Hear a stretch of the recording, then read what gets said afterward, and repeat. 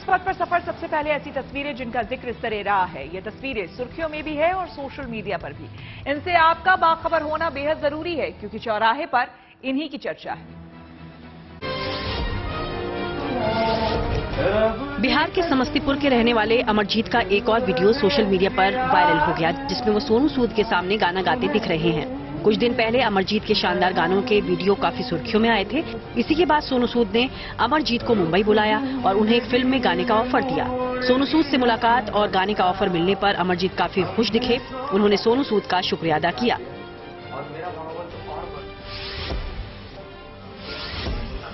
G20 सम्मेलन से पहले दिल्ली में प्लास्टिक बोतल रिसाइकिल मशीन लगाने का अभियान शुरू कर दिया गया। राजधानी के डिफेंस कॉलोनी इलाके में केंद्रीय मंत्री मीनाक्षी लेखी ने ऐसी ही एक मशीन का उद्घाटन किया। इसके जरिए प्लास्टिक की बोतल्स को मशीन में डालकर उसे रिसाइकिल किया जाएगा। G20 सम्मेलन को देखते हुए MCD ने यह अभियान शुरू किया है, जिसके तहत उन स्थानों पर ऐसी मशीनें लगाने की योजना बनाई गई है जहाँ बड़े पैमाने पर बोतल्स की खपत होती है और इन्हें इधर उधर फेंक दिया जाता है। यानी ये मशीनें पर्यावरण को भी बचाने में काफी मददगार होंगी। कर्नाटक के मंगलुरु में बीके गणपति नाम के किसान ने ऐसा उपकरण बनाया जिसके जरिए पेड़ों से नारियल तोड़ना आसान हो जाएगा। दरअसल इस उपकरण की मदद से ऊंचे नारियल के पेड़ पर बड़ी ही आसानी से चढ़ा जा सकता है। इस किसान ने ये उपकरण 3 साल पहले बनाया था, लेकिन अब शिवमोगा की एक कंपनी ने इसमें कुछ बदलाव कर इसे पेश किया है। किसानों को इससे न केवल नारियल बल्कि कटहल और आम के पेड़ों पर भी चढ़ने में आसानी होगी।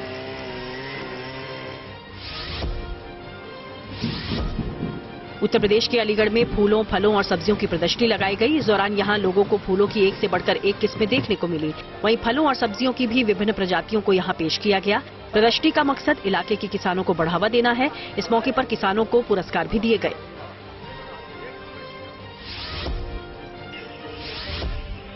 गुजरात के सूरत में होली के लिए खास तरह की स्टिक तैयार की गई। दरअसल ये स्टिक गाय के गोबर और बेकार चारे से बनी है। कहा जा रहा है कि इनसे पर्यावरण को भी मदद मिलेगी, क्योंकि होलिका दहन के लिए काफी लकड़ियां भी काटी जाती हैं। बताया गया कि ऐसी स्टिक दाम के हिसाब से भी लकड़ियों से सस्ती पड़ेंगी।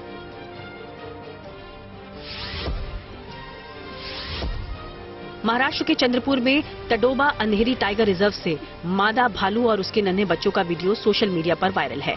इसमें ये मादा भालू बड़े ही प्यार से अपने बच्चों को पीठ पर बैठाकर पानी पिलाने तालाब के पास ले जाती दिखाई दी। इस शानदार वीडियो ने सभी का मन मोह लिया। जिंदगी का सफर सुहाना हो, इसके लिए सावधान रहना जरूरी है। रोजमर्रा के आपाधापी में कुछ देर बैठकर सोचना समझना भी जरूरी है कि आपके आसपास क्या हो रहा है और जो कुछ हो रहा है उससे हमारी जिंदगी, हमारा परिवार कैसे प्रभावित हो सकता है। इसलिए हॉर्न बजाकर बाखबर करने वाली खबर जरूरी होती है।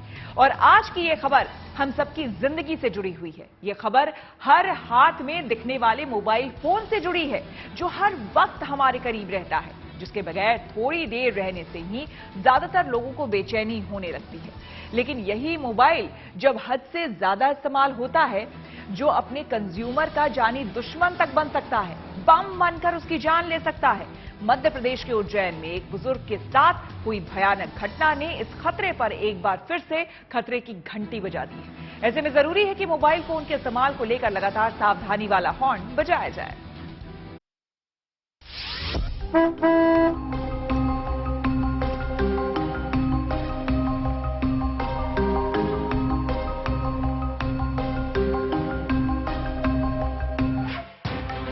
सफर कर रहे हैं तो मोबाइल का इस्तेमाल। खाना खाते वक्त भी नहीं छूटता मोबाइल का साथ। दोस्तों के बीच हों तो भी रह रहकर मोबाइल पर जा रहा ध्यान। बिस्तर पर सोने गए तो वहां भी मोबाइल के बिना चैन नहीं। मोबाइल आज जिंदगी का अहम हिस्सा हो गया है। सुबह से शाम तक ज्यादातर लोग मोबाइल के बगैर चाहे अनचाहे नहीं रह पाते हैं। लेकिन यही मोबाइल आज कई तरह की मुसीबतों का सबब भी बन रहा है। मोबाइल का ज्यादा इस्तेमाल सेहत को तो नुकसान पहुंचा ही रहा है, कई बार बम की तरह ब्लास्ट होकर इंसान की जान पर भी भारी पड़ रहा है। ऐसे में जरूरी है कि इस खतरे पर सावधानी वाला हॉर्न बजाया जाए। ये धुंधली तस्वीरें उज्जैन के पास हुई एक दिल दहला देने वाली घटना की है। 27 फरवरी को उज्जैन से 40 किलोमीटर दूर बड़नगर में 60 साल के बुजुर्ग के साथ जो हुआ, वो मोबाइल फोन यूजर्स के लिए खतरे की घंटी बजा गया। बताया गया कि दयाराम बारोट नाम के किसान अपने मोबाइल फोन को चार्जिंग पॉइंट पर लगाकर किसी दोस्त से बात कर रहे थे। इसी दौरान मोबाइल में ब्लास्ट हो गया, जिसकी चपेट में आने से उनकी दर्दनाक मौत हो गई। मौके पर उनका जो शव था उसमें गर्दन से लेके चेस्ट तक के काफी ज्यादा चोट के निशान थे, जिससे कि प्रथम दृष्टया लगा कि कोई विस्फोट हुआ है। वहाँ घटनास्थल का निरीक्षण बारीकी से किया गया तो वहाँ पे मोबाइल फोन डिसमेंटल्ड मिला, पूरा उसका सारे भाग टूटे पाए गए, जिससे ये प्रथम दृष्टया प्रतीत होता है कि मोबाइल फोन में चार्जिंग पे लगा हुआ था, उस समय विस्फोट हुआ, क्योंकि जो बिजली का पॉइंट है वो भी पूरा जला हुआ पाया गया। आज के डिजिटल दौर में हर हाथ में स्मार्टफोन पहुंच गया है। स्मार्टफोन के जरिए कई काम आसानी से किए जा सकते हैं, चाहे सुबह जल्दी उठने के लिए अलार्म लगाना हो या फिर घर बैठे ऑनलाइन पेमेंट करना हो। नतीजा ये है कि आज के दौर में मोबाइल पर स्क्रीन टाइम खतरनाक लेवल तक पहुंच चुका है, जो मोबाइल ब्लास्ट जैसे खतरों को और बढ़ा रहा है। स्मार्टफोन के फटने या आग लगने का मुख्य कारण स्मार्टफोन का बेहद ज्यादा गर्म हो जाना है।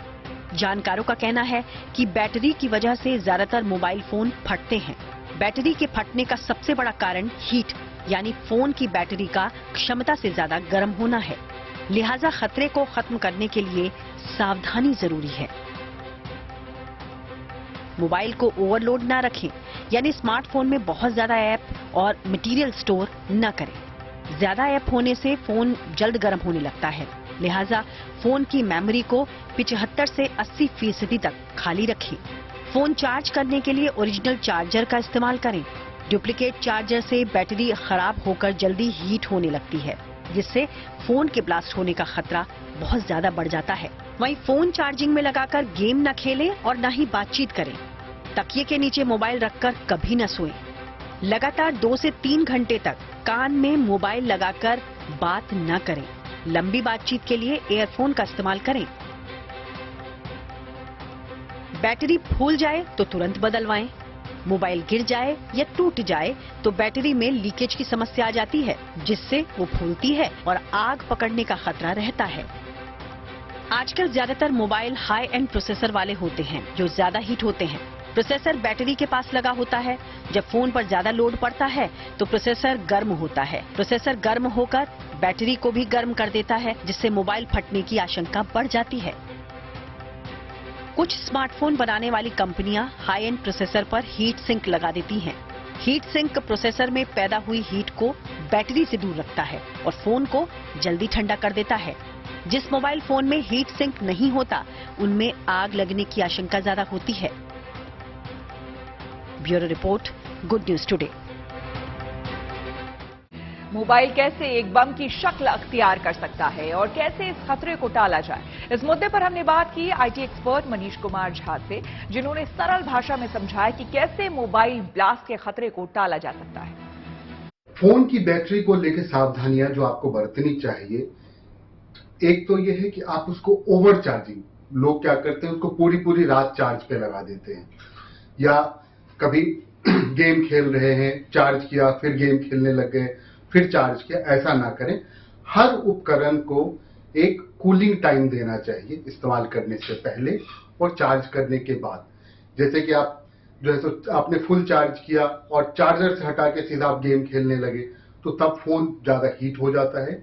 और आजकल की क्योंकि बहुत सारे ऐप होते हैं, बहुत सारे मेमोरी उसमें होते हैं, जब आपका काम आप जब बहुत तेजी में कुछ काम करने लगते हैं, जिस तरह आप हाफने लगते हैं, बेचारा फोन भी उसी तरह का है, जब बहुत ज्यादा उस पर प्रेशर होता है तो वो गर्म होने लगता है। तो थोड़ा सा उसको भी आराम दें। अपने चार्जिंग को लेकर बैटरी का बीच में ध्यान रखते रहें। अगर आपको फोन कहीं से लग रहा है कि कहीं से फूल रहा है या कुछ और दिक्कत है, बहुत जल्दी डिस्चार्ज हो रहा है या चार्ज होने में टाइम लग रहा है, तो वहां पे एक बार फोन को मैकेनिक को दिखाएं कि आपके फोन की बैटरी ठीक है या नहीं है। नहीं तो ये दुर्घटनाएं होती रहती है। ब्लास्ट होने के पीछे का कारण भी इन्हीं में से है कि लोग जो है तो कभी भी उसको बहुत ज्यादा इस्तेमाल करते हैं, फिर चार्जिंग पे लगाते हैं, अपना चार्जर इस्तेमाल नहीं करते हैं, और भी ऐसे कहीं पे इलेक्ट्रिकल फॉल्ट भी हो सकता है, कहीं पे चार्जर का भी फॉल्ट हो सकता है। तो फोन का आप ध्यान रखें किस तरह से आपको फोन इस्तेमाल करना है, उसको आराम से इस्तेमाल करें। केजरीवाल ने मनीष सिसोदिया पर लगे आरोपों को गलत बताया है। आपको सीधे लिए चलते हैं न्यूज एक्सप्रेस पर, जहां पर देश की कुछ और जरूरी खबरें कर रही हैं आपका इंतजार। मनीष सिसोदिया के जेल जाने के बाद दिल्ली के मुख्यमंत्री अरविंद केजरीवाल पहली बार मीडिया के सामने आए। इस दौरान उन्होंने साफ किया कि राज्य सरकार की शराब नीति में कोई घोटाला नहीं हुआ और सभी आरोप गलत हैं। इसके अलावा केजरीवाल ने केंद्र सरकार को भी निशाने पर लिया। साथ ही उन्होंने आम आदमी पार्टी को आंधी बताया। इस बीच मुख्यमंत्री ने कहा कि नए मंत्री आतिशी और सौरभ भारद्वाज तेज गति से काम करेंगे। इससे पहले केजरीवाल ने अपने पार्टी विधायकों और पार्षदों के साथ एक बैठक भी की।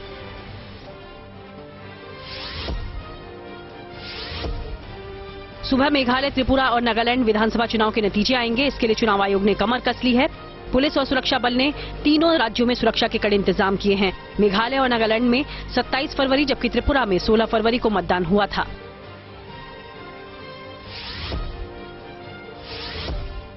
उत्तर भारत में मौसम का मिजाज बदल गया। हिमाचल प्रदेश, जम्मू कश्मीर और उत्तराखंड में भारी बारिश और बर्फबारी हुई। इससे वहां ठंड बढ़ गई। पहाड़ों में हुई बर्फबारी का असर मैदानों पर भी दिखा। दिल्ली एनसीआर में हल्की बूंदाबांदी हुई, जिससे तापमान में गिरावट दर्ज की गई।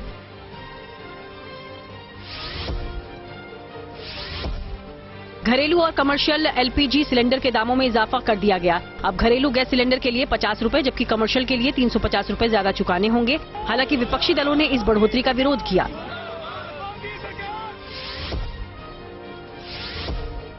कर्नाटक में होली से पहले सरकारी कर्मचारियों के लिए अच्छी खबर। राज्य सरकार ने वेतन में 17% की बढ़ोतरी का ऐलान कर दिया।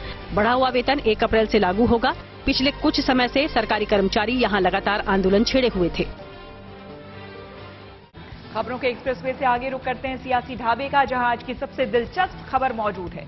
उत्तर प्रदेश में माफिया को जमींदोज करने के संकल्प सीएम योगी का है, जिसे साकार करते हुए प्रयागराज में अतीक अहमद के एक करीबी जफर के घर पर बुलडोजर चल गया। बताया जा रहा है कि उमेश पाल मर्डर केस की साजिश इसी घर में रची गई थी। लेकिन सियासी पारा इसलिए हाई है क्योंकि यूपी के एक मंत्री ने अपराधियों के एनकाउंटर का इशारा कर दिया।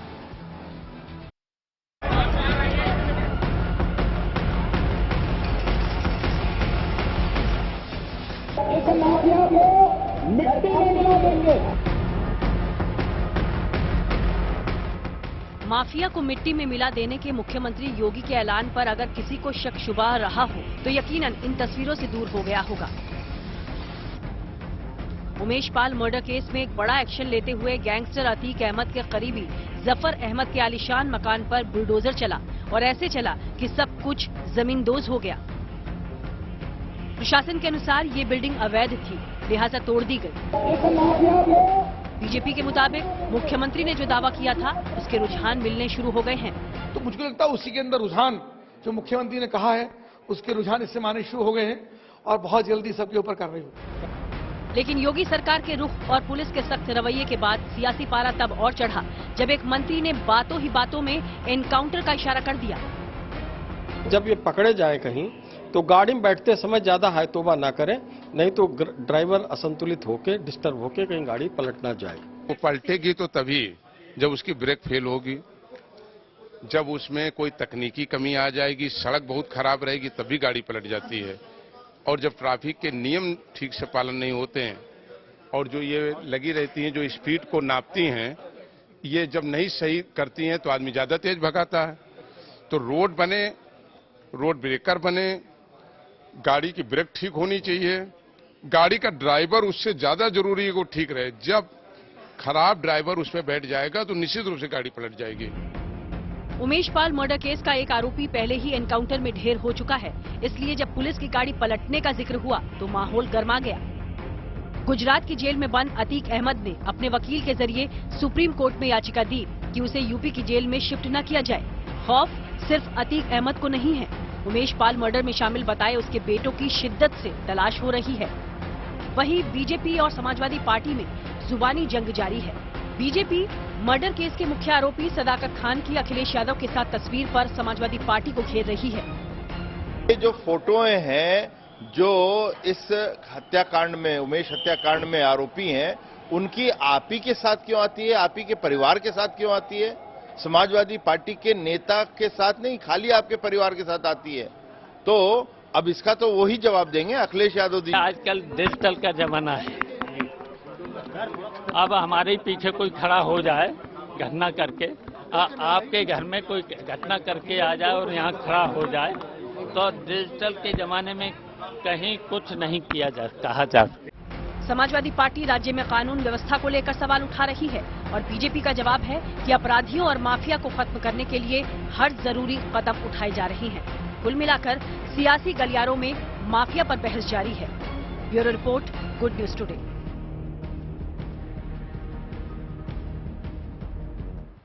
राहुल गांधी के नए लुक की सोशल मीडिया पर बड़ी चर्चा हो रही है। ऐसा इसलिए है क्योंकि उनके चेहरे से बेतरतीब और लंबी दाढ़ी गायब हो गई है।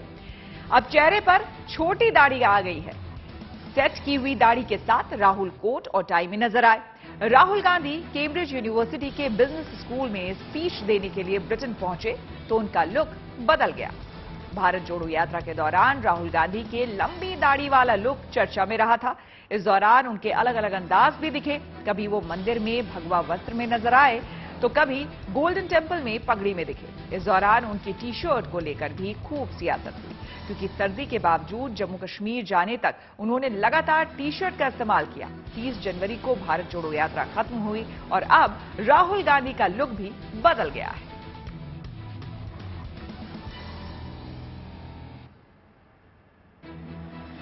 और न्यूज पथ पर आगे पब्लिक होर्डिंग पर मध्य प्रदेश से जुड़ी अहम खबर आपको बता दें। मध्य प्रदेश की शिवराज सरकार ने अपने मौजूदा कार्यकाल का आखिरी बजट पेश कर दिया है। चुनाव से पहले इस बजट के जरिए सरकार ने सभी वर्गों का दिल जीतने की कोशिश की है।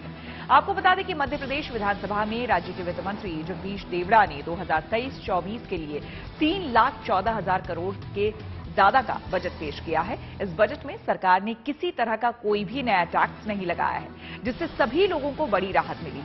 बजट में 1 लाख सरकारी नौकरियां देने का प्रावधान किया गया है। इसके अलावा 1,000 करोड़ का प्रावधान मुख्यमंत्री कौशल विकास के लिए किया गया है। खेल विभाग के लिए इस बार 738 करोड़ का बजट है, जो कि पिछले साल से 2.5 गुना ज्यादा है। 2007 से चल रही लाडली लक्ष्मी योजना के लिए इस बार 929 करोड़ रुपए मंजूरी किए गए हैं। राज्य में शुरू की जा रही लाडली बहना योजना के लिए 8,000 करोड़ रुपए दिए गए हैं।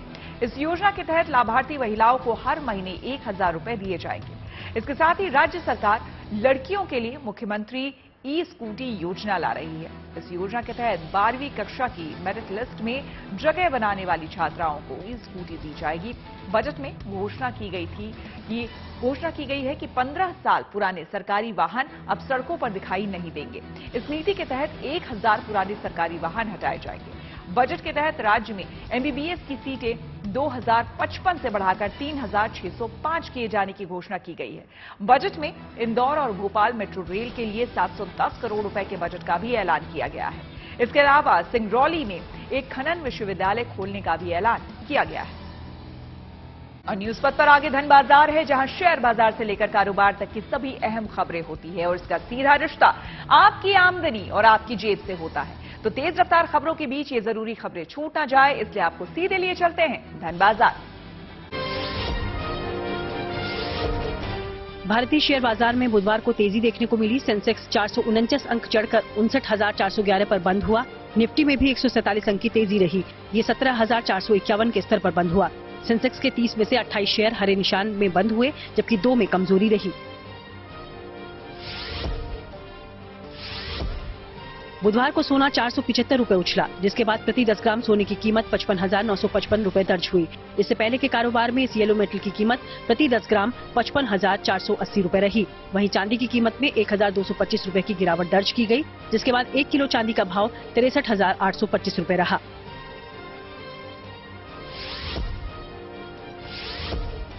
सरकार ने फरवरी के जीएसटी कलेक्शन के आंकड़े जारी कर दिए। पिछले महीने सरकार को 1,49,577 करोड़ रुपए जीएसटी के रूप में मिले, जबकि जनवरी में जीएसटी कलेक्शन 1,55,922 करोड़ रुपए रहा था। वैसे पिछले साल के मुकाबले फरवरी में जीएसटी कलेक्शन 12% बढ़ गया।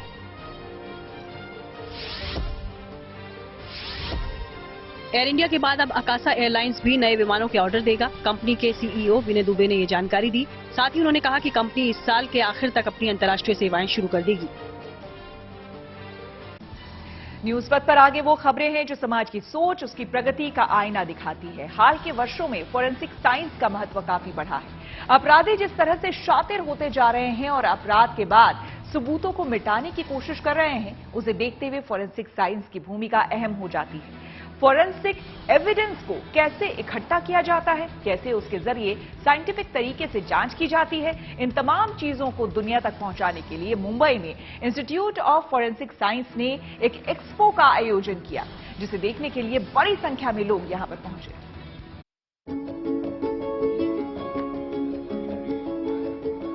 अपराधियों को काल कोठरी तक पहुंचाने में फॉरेंसिक साइंस की बहुत बड़ी भूमिका होती है।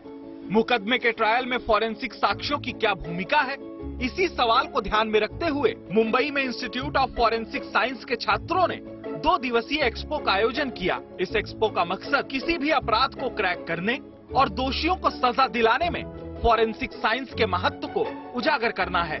एक्सपो में फॉरेंसिक साइंस के कार्य करने के तरीकों का डेमो दिया जा रहा है। इसमें इस्तेमाल होने वाले साजो सामान का प्रदर्शन किया जा रहा है। एक्सपो का उद्घाटन बॉम्बे हाई कोर्ट के पूर्व जज ML तहलियानी ने किया। जस्टिस तहलियानी ने ही मुंबई हमलों के दोषी अजमल कसाब को सजाए मौत दी थी। फॉरेंसिक बहुत जरूरी है अभी, क्योंकि जो क्राइम करने वाले हैं उनको मालूम है कि एविडेंस कैसे छोड़ना नहीं, इसलिए एविडेंस जो छूटता नहीं है, लेकिन फॉरेंसिक को एविडेंस कलेक्ट कर सकता है। तो फॉरेंसिक का नॉलेज और उसकी जो प्रिसीजन है वो बहुत जरूरी है। देश और समाज में बढ़ते अपराध की सबसे बड़ी वजह सबूतों के अभाव में ज्यादातर अपराधियों का बरी हो जाना है। क्राइम करते वक्त अपराधी की कोशिश यही होती है कि मौकाए वारदात पर कोई सबूत न रहने पाए। अपराध में इस्तेमाल हथियार नष्ट किया जा सकता है, गवाह बदले जा सकते हैं, नहीं बदले जा सकते हैं तो फॉरेंसिक एविडेंस, क्योंकि फॉरेंसिक एविडेंस पूरी तरह साइंटिफिक होते हैं और इन्हें झुटलाया नहीं जा सकता। फॉरेंसिक एविडेंस को नष्ट करना आसान नहीं होता, लेकिन गैर जानकारी या लापरवाही की वजह से उसमें खलल जरूर पड़ सकता है। फॉरेंसिक एक्सपो में क्राइम सीन क्रिएट कर लोगों को इसके बारे में जागरूक किया गया।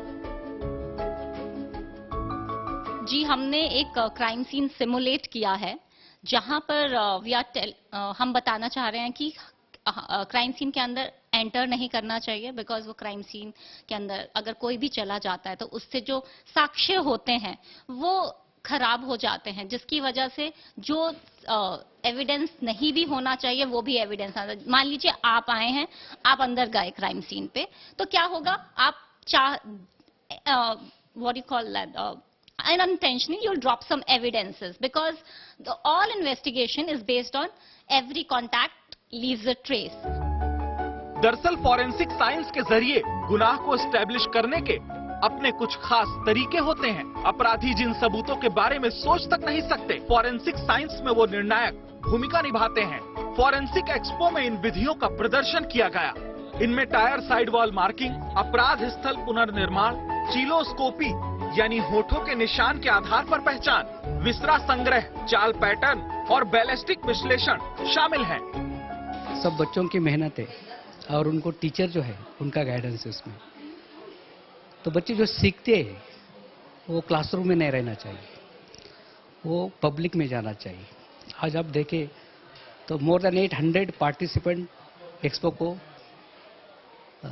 देखने के लिए आए।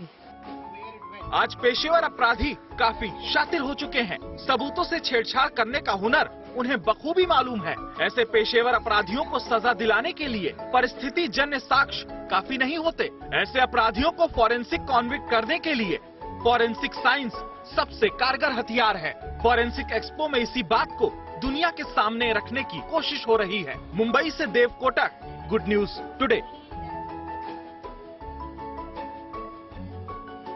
IMF ने बढ़ा दी है पाकिस्तान की मुश्किलें। आपको सीधे लिए चलते हैं न्यूज एक्सप्रेस वे पर, जहां पर विदेश से जुड़ी कुछ और जरूरी खबरें कर रही हैं आपका इंतजार। आर्थिक संकट से जूझ रहे पाकिस्तान के सामने नई मुश्किल खड़ी हो गई। खबर है कि अब IMF ने लोन की कुछ नई शर्तें जोड़ दी। इसमें बिजली के दाम बढ़ाना भी शामिल है। कहा जा रहा है कि ये शर्तें सामने आने के बाद शहबाज सरकार में हड़कंप मच गया, क्योंकि पहले ही वो कई शर्तें पूरी करने में हाथ खड़े कर चुकी है। अमेरिका और चीन के बीच कोरोना के मामले में बयानबाजी तेज हो गई। अब FBI के निदेशक क्रिस्टोफर रे ने FBI के आकलन की दलील दी और कहा कि हो सकता है कि वुहान की एक लैब से ही वायरस लीक होने की वजह से कोरोना पूरी दुनिया में फैला था। हाल ही में अमेरिकी एनर्जी डिपार्टमेंट की रिपोर्ट में भी ऐसी ही बात कही गई थी, लेकिन चीन ने इस पर अपनी नाराजगी जता दी थी। ताइवान ने दावा किया कि उसकी हवाई सीमा में फिर चीनी लड़ाकू विमान दिखाई दिए। बताया गया कि पिछले 24 घंटों में चीन के 19 ऐसे फाइटर जेट नजर आए। ताइवान ने इस तरह के मामले बढ़ने पर चीन को चेतावनी जारी की।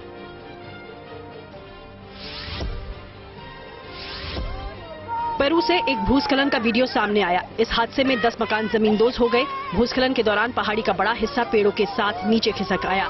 पल भर में ऐसा लगा कि जैसे वहां मिट्टी की नदी बह रही हो।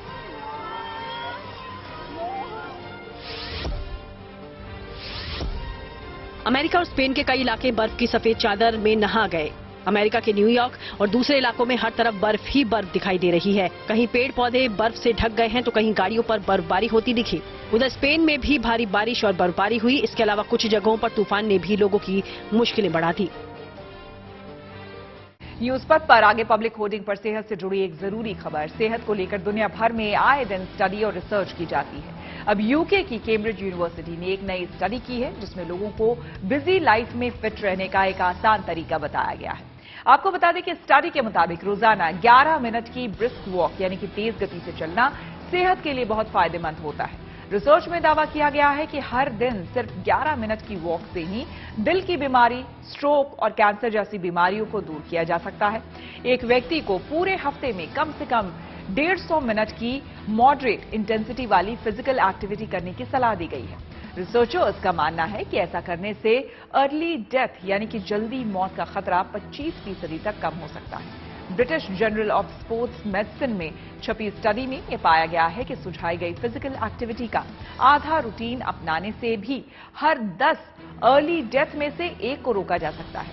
रिसर्च में ऐसे 3 करोड़ लोगों का डेटा निकाला गया है जो हफ्ते में कम से कम 75 मिनट की मॉडरेट इंटेंसिटी फिजिकल एक्टिविटी जैसे साइकिलिंग, वॉकिंग, डांसिंग और हाइकिंग करते हैं। इनमें अर्ली डेथ का खतरा 23% तक कम पाया गया है। मॉडरेट तरीके से एक्सरसाइज करने से दिल की बीमारियों का खतरा सबसे ज्यादा कम हो जाता है। एक्सपर्ट का मानना है कि किसी भी तरह की फिजिकल एक्टिविटी करना कुछ न कुछ करने से बेहतर है। रिसर्च रिपोर्ट में पूरे हफ्ते एरोबिक एक्सरसाइज के रूटीन को अपनाने पर ज्यादा जोर दिया गया है। ट्विटर में रही तकनीकी दिक्कत, टेक्नोलॉजी से जुड़ी ऐसी हर खबर को जानने समझने के लिए आपको सीधे लिए चलते हैं डिजिटल गली। खबर है कि ट्विटर बुधवार को डाउन हो गया। कई यूजर्स ने इसकी शिकायत की। बताया जा रहा है कि शाम करीब 4 बजे आधे घंटे के लिए ट्विटर में ये दिक्कत आई। हालांकि फिर से ये समस्या दुरुस्त कर ली गई।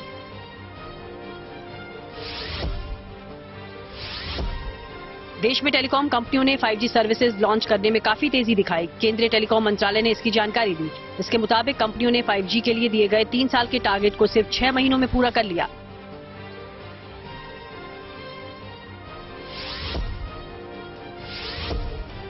व्हाट्सएप ने जनवरी में भारत में 29 लाख से ज्यादा खाते बंद कर दिए। इससे पहले दिसंबर में 36 लाख से ज्यादा अकाउंट पर प्रतिबंध लगाया गया था। कंपनी ने साफ किया कि इस प्लेटफॉर्म का गलत इस्तेमाल नहीं करने दिया जाएगा। अश्विन टेस्ट रैंकिंग में बन गए हैं नंबर 1 गेंदबाज। ऐसे ही खेल जगत की जुड़ी कुछ और खबरों को जानने के लिए आपको सीधे लिए चलते हैं खेल चक्कर। बॉर्डर गावस्कर ट्रॉफी में तीसरे टेस्ट के पहले दिन ऑस्ट्रेलिया ने पहली पारी में 47 रन की बढ़त बना ली। इंदौर के होलकर स्टेडियम में भारत के 109 रन के जवाब में मेहमान टीम ने 4 विकेट के नुकसान पर 156 रन बनाए। टीम के कप्तान स्टीव स्मिथ और पीटर हैंड्सकॉम्ब नाबाद हैं।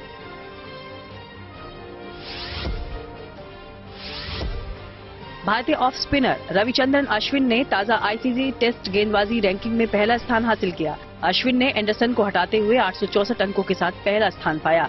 वहीं रविंद्र जडेजा भी 763 रेटिंग के साथ 8वें स्थान पर आ गए।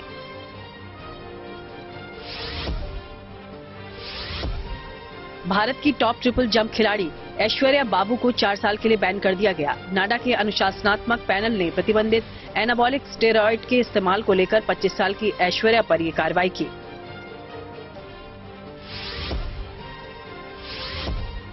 मुंबई इंडियंस महिला टीम ने भी अपनी टीम के कप्तान के नाम का ऐलान कर दिया है। हरमनप्रीत कौर को इसकी जिम्मेदारी सौंपी गई है। विमेंस प्रीमियर लीग यानी WPL के पहले सीजन का आगाज 4 मार्च को गुजरात जायंट्स और मुंबई इंडियंस के बीच मुकाबले के साथ होगा।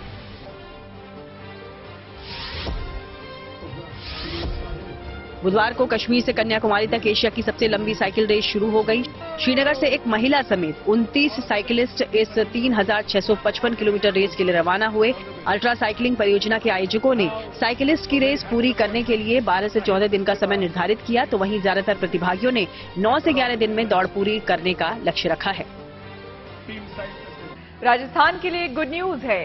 जयपुर के चर्चित एसएमएस अस्पताल में अब रोबोटिक सर्जरी हो सकती है। इसके लिए रोबोट आ चुके हैं और मेडिकल स्टाफ की ट्रेनिंग भी शुरू हो गई है। इसके जरिए कई जटिल बीमारियों में सर्जरी करने की बात कही जा रही है।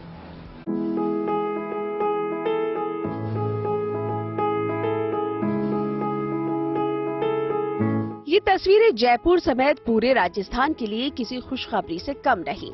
विज्ञान को वरदान बना देने वाले इस आविष्कार की झलक से आप कुछ अंदाजा लगाने में कामयाब तो जरूर हो गए होंगे कि अब आपकी सोच को विस्तार देते हुए हम आपको बता देते हैं कि ये रोबोट ही है जो अब कई मुश्किल सर्जरी को अंजाम देने के लिए जयपुर के एसएमएस हॉस्पिटल पहुंच चुका है। एसएमएस हॉस्पिटल में 25 करोड़ रुपए की लागत वाला ये रोबोट स्थापित किया जा चुका है। ये दूसरा और राजस्थान का पहला रोबोट होगा जिसका इस्तेमाल मेडिकल हेल्प और बड़ी सर्जरी के लिए किया जाएगा। हॉस्पिटल के चिकित्सकों की मानी जाए तो फिलहाल इसके जरिए सर्जरी की ट्रेनिंग की जा रही है। इसका इस्तेमाल कई अहम सर्जरी में किया जा सकेगा। रोबोटिक आर्म्स आप पीछे देख रहे हैं, वो जो है पेशेंट के शरीर में जाते हैं और हम कंसोल पे बैठ के, यहाँ ये सर्जन कंसोल है जिसपे हम यहाँ बैठकर ये जो रोबोटिक आर्म्स को गाइड करते हैं पेशेंट के अंदर, और जो पूरी सर्जरी जो है ये रोबोटिक आर्म्स द्वारा की जाती है। हम यहाँ बैठकर इसको गाइड करते हैं। इसमें फायदा जो है वो ये है कि एक तो कि अंदर का जो व्यू है वो हमें बहुत मैग्नीफाइड मिलता है और बहुत मेटिकुलस सर्जरी की जा सकती है। इसके इस्तेमाल के लिए ट्रेनिंग का समय भी अच्छा खासा लगने वाला है। कम से कम 1.5 महीने की ट्रेनिंग की जरूरत इसके लिए पड़ने वाली है। इसके बाद इस रोबोट का इस्तेमाल जटिल ऑपरेशन के लिए किया जा सकेगा। रही बात इससे होने वाली सर्जरी के खर्चे की, तो डॉक्टर्स की मानी जाए तो राजस्थान सरकार की सरकारी योजनाओं के तहत इसका कोई खर्चा मरीज को नहीं देना होगा। देखिए, अभी ऐसा किया है हमने, जो हमारे यहाँ लेप्रोस्कोपिक सर्जरी हो रही है वो जिस कॉस्ट पे हो रही है उसी कॉस्ट पे हम रोबोटिक सर्जरी करेंगे। जहां तक पेशेंट के लिए सवाल है, हमारे यहाँ राजस्थान सरकार द्वारा जो चिरंजीवी स्कीम है उसमें ये सारा पेशेंट के लिए फ्री होता है हेल्थ स्कीम में, और उसी तरह ये रोबोटिक सर्जरी भी फ्री रहेगी पेशेंट के लिए। हालांकि हॉस्पिटल के डॉक्टर मानते हैं कि इसकी मेंटेनेंस भी बड़ी चुनौती है, लेकिन राजस्थान में ये स्वास्थ्य क्षेत्र में बड़ी क्रांति लाएगा, ऐसी उम्मीद डॉक्टर्स को भी है। Bureau report, good news today.